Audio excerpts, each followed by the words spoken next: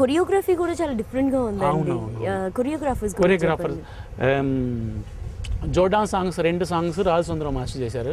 Ashtalakshmi song Sobhi master చేశారు. రగడ రగడ రగడో రగడ Dinesh master చేశారు.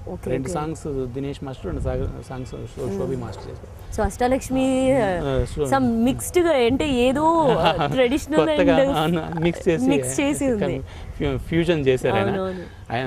వాళ్ళిద్దరికి నిజంగా హ్యాట్స్ ఆఫ్ చెప్పాలి. ఎందుకు అని చెప్తున్నానంటే వాళ్ళు చాలా బిజీగా ఉన్నారు. రాజు సుందరం మాస్టర్ కూడా బిజీగా ఉన్నాడు, no doubt about it.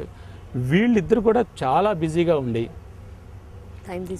Time తీసుకొని ముందు రోజు 2 రోజులు వచ్చేసి 3 రోజులు వచ్చేసి ఆ రగడ రగడ సాంగ్కి దినేష్ మాస్టర్ తీసుకున్న శ్రద్ధ, నేను మా మద్రాసులో ట్యూన్ చేయించేటప్పుడు తన దగ్గర ఉండి హిప్ హాప్ రిథమ్స్ చేయిద్దాం అని చెప్పేసి అనుకున్న తర్వాత ఓకే ఈ హిప్ హాప్ రిథమ్స్ ఇలా కంటిన్యూ అయితే బాగుంటుందని నాకు అడ్వైజ్ చేసి తనకి అడ్వైజ్ చేసి కూర్చొని దగ్గరుండి ఈ కాస్ట్యూమ్స్ చేద్దాము అని చేసి వచ్చి ప్రాపర్గా చేసాడు. ఇప్పుడు ఆ సాంగ్ హైలైట్ అంటున్నారు, రగడ రగడ సాంగ్ హైలైట్ అంటున్నారు.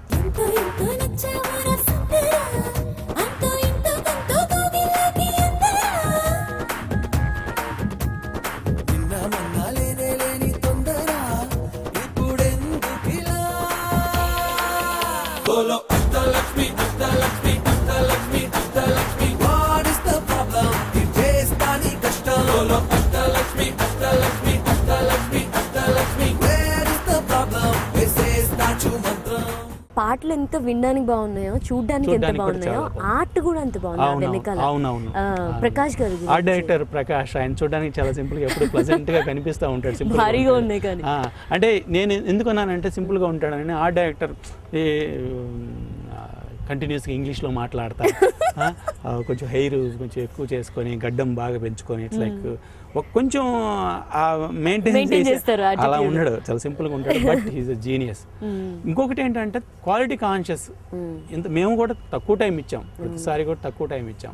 తక్కువ టైం ఇచ్చినప్పుడు కూడా బడ్జెట్ ఇది బడ్జెట్ అని అనుకున్నప్పుడు ఆ బడ్జెట్లో ఓకే 4 సెట్స్, నేను రగడ రగడ సాంగ్కి ఒక 8 వేరియేషన్స్, చిన్న సెట్స్ హిప్ హాప్కి సంబంధించి ఒక 8 వేరియేషన్స్ చేద్దాము అని అంటే తను అదే బడ్జెట్లో 12 వేరియేషన్ చేసి చూపించాడు. మేము అడగలేదు కూడా, నేను నిజంగా సర్ప్రైజ్ అయ్యాను. అండ్ అది నాకు అలా నాటుకుపోయింది. అంటే సాధారణంగా ఏంటంటే ఇండస్ట్రీ మీకు తెలియదే ఉంది, అంతా కూడా కమర్షియల్ థింగ్, అంతా కూడా డబ్బు ఎక్కడి నుంచి వస్తుంది, డబ్బు ఎలా సంపాదించుకున్నాం, వర్క్ ఎలా ఫినిష్ చేసామని ఎక్కువ చూస్తూ ఉంటారు. అవును, కానీ తను అలా ఆలోచించేసి మూవీ కోసం క్వాలిటీ కోసం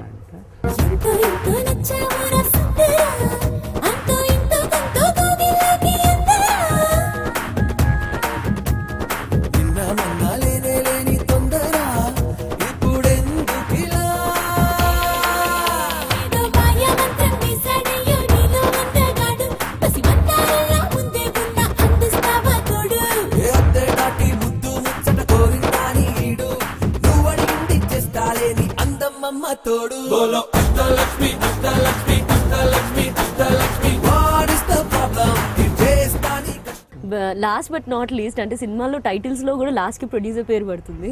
అండ్ నవ్ కూడా ప్రొడ్యూసర్ శివప్రసాద్ రెడ్డి గారు. ఆయన కామాక్షి మూవీస్ అంటే నాగార్జున గారికి అది ఒక ఫ్రెండ్లీ, ఇది ఎన్నో హిట్స్ ఇచ్చారు. ఈ సినిమాకి ఆ ప్రొడక్షన్ హౌస్ నుండి రావడం అనేది ఎంత ప్లస్ అయింది అంటారు యాజ్ ఎ డైరెక్టర్? డెఫినెట్గా ప్లస్ అయింది. యాక్చువల్గా ఏంటంటే ఆయనకి మూవీ ఇంత బడ్జెట్ అవుతుంది, ఇంత ఇదవుతుంది, దానికన్నా కానీ ఆడియన్స్ బాగా ఎంజాయ్ చేయాలి, మాస్ ఆడియన్స్ బాగా ఎంజాయ్ చేయాలి. ఆయన ఫ్యాన్స్, ముఖ్యంగా ఆయన ఫ్యాన్స్ చాలా హ్యాపీగా ఉండాలి. అదమ్మా మనకి సినిమా బడ్జెట్ ఏనాడు కూడా యాక్చువల్గా ఎంతవరకు అవుతుంది, నా ప్రొడ్యూసర్ డైరెక్టర్తో కూర్చొని ఈ బడ్జెట్ ఇంతవరకు అయిందమ్మా, ఇది కొంచెం ఎక్కువ అవుతుంది చూసుకో, ఏనాడు డిస్కషన్ జరగలేదు. నేను అనేవాడిని కొంచెం, సార్ ఈ సీన్ కొంచెం టైం పడుతుంది, టైం తీసుకోమ్మా, అలానే బాగా రావాలమ్మా, ఫాస్ట్గా చేస్తున్నాం బట్ బాగా రావాలి, అది అలానే ఉన్నారు. ఆయన నాగార్జున గారు అంటే విపరీతమైన ఇష్టం, అభిమానం. సో అదంతా ఆయన చేసే పనిలో కనపడుతుంది. అంటే ఆయన చాలా సాఫ్ట్ స్పోకెన్, అసలు ఆయనతో సీనియర్ కూడా ఏనాడు కూడా ఈజీగా డామినేట్ చేయొచ్చు. అంటే సాధారణంగా డైరెక్టర్కి ప్రొడ్యూసర్కి ఎప్పుడు కూడా ఫస్ట్ రిలేషన్షిప్ చాలా బాగుంటుంది. In the course movie making ఆటోమేటిక్గా ఫ్రిక్షన్ వస్తూ ఉంటుంది. ఏదో ఒకటి డైరెక్టర్ అక్కడ ఉండగానే అదేంటి మణిరత్నం అనుకుంటున్నాడా అడిగి చెప్పు అని అంటూ ఉంటారు. ఇక్కడేమో డైరెక్టర్ ఏంటి ఏమంటున్నాడు సినిమా మాట్లాడితే ఎదురుబెదురవుతుంది. అలా లేకుండా చాలా ప్లజెంట్గా ఆయన ఏనాడు కూడా ఆయన ఫస్ట్ డే ఎలా నన్ను అమ్మ అని మంచిగా పిలిచాడో ఈ రోజు కూడా అలానే. Okay.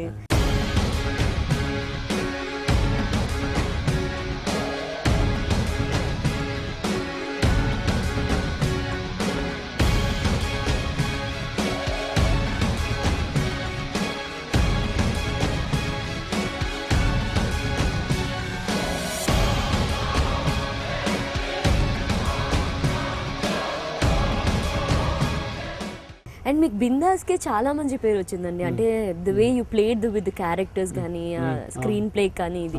So what do you think Veerupotla అనగానే what is the best part of as a director అనుకోండి?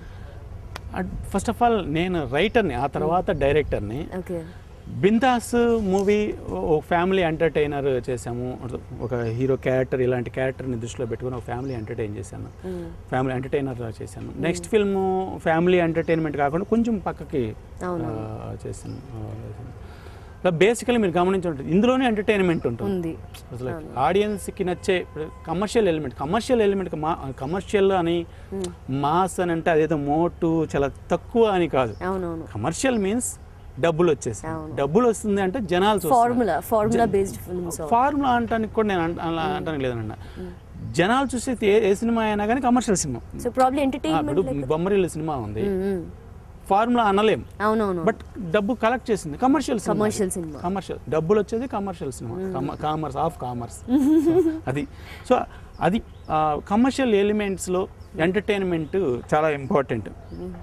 ఎందుకు అని అంటే మన ఆడియన్స్, మన వాళ్ళు పొద్దున్న లేస్తే శ్రమ పడుతున్నారు బయట లైఫ్లో ఈ కష్టాలు, వాళ్ళకి కొంచెం ఆ ఎస్కేపిస్ట్ ఫేర్ కావాలి, ఎస్కేప్ అవ్వాలి, కాస్త థియేటర్కి వచ్చేసి కాస్త వాళ్ళు ఆ శ్రమ మర్చిపోవాలి.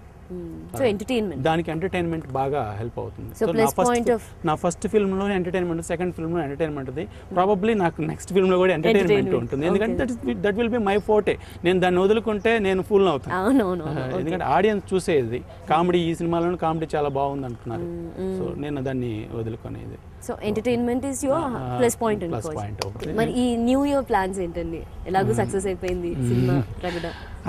న్యూ ఇయర్ ప్లాన్స్ అంటే నేను పర్టికులర్గా ఏమి నేనేం పెట్టుకోను బేసికల్గా. Probably this must be special new year కదా, అంటే బిందాస్ తర్వాత నాగార్జున గారి ఒకే క్యాలెండర్ ఇయర్లో డెబ్యూ ఫిల్మ్ అయిపోయి ఒకే క్యాలెండర్ ఇయర్లో సెకండ్ ఫిల్మ్ కూడా రిలీజ్ అవ్వటం అనేది జరగలేదని చెప్పారు. చాలా తక్కువ అన్నారు. ఆ విషయంలో నాగార్జున గారికి రెడ్డి గారికి థ్యాంక్ఫుల్గా ఉండాలి. అండ్ సెకండ్ ఫిల్మ్ ఎప్పుడు భయపడతారు డైరెక్టర్స్ కూడా కదండి. అవునవును, చాలా ద్వితీయ విఘ్నం అంటారు, టెన్షన్ ఉంటుంది ఇండస్ట్రీలో బాగా. అండ్ మీరు దాని నుంచి రిలీవ్ అయిపోయాము. అది ఆ ఒక్క రిలీఫే ఉంది. బట్ పాయింట్ ఏంటంటే నేను ఐ వాంట్ టు ఇంకా ఏదో సాధించానని నేను ఏనాడు ఫీల్ అవ్వను. మనం ఫీల్ అయితే రాజమౌళి గారు ఎలా ఫీల్ అవ్వాలి, మణిరత్నం గారు ఎలా ఫీల్ అవ్వాలి. సో నేను ఏం సాధించలేదు. సో ఇంకా బెటర్ ఫిల్మ్స్ చేద్దామని. సో 2011లో కూడా అలాంటి హిట్ సినిమాలు రావాలి మీకు. ఆల్రెడీ బట్ చాలా థ్యాంక్స్ అండి.